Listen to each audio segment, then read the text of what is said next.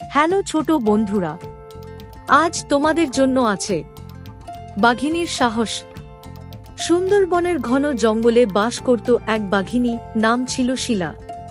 তার একটি ছোট্ট ছানা ছিল, নাম ভামা। ভামা ছিল খুব দুষ্টু, সব সময় মায়ের পেছনে পেছনে ঘুরে বেড়াতো, গাছের নিচে লুকোচুরি খেলত আর মাঝে মাঝেই হারিয়ে যেত। শিলা খুব যত্ন করে ছানাকে বড় করছিল।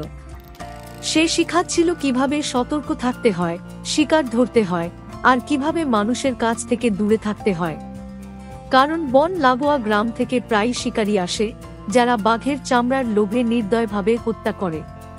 একদিন বিকেলে শিলা ও ভামা জলের ধারে খেলা করছিল।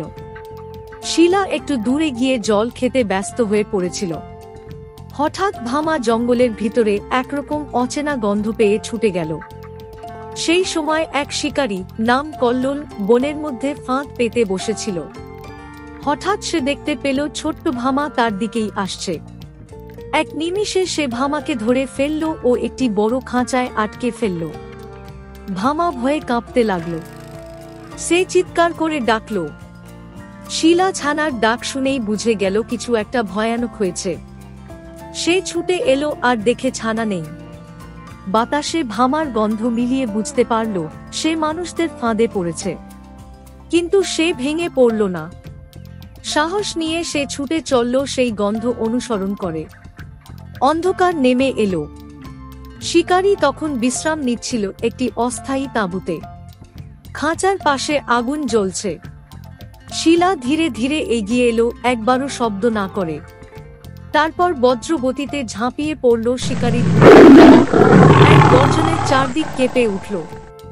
শিকারী পালিয়ে গেল প্রাণ বাঁচাতে।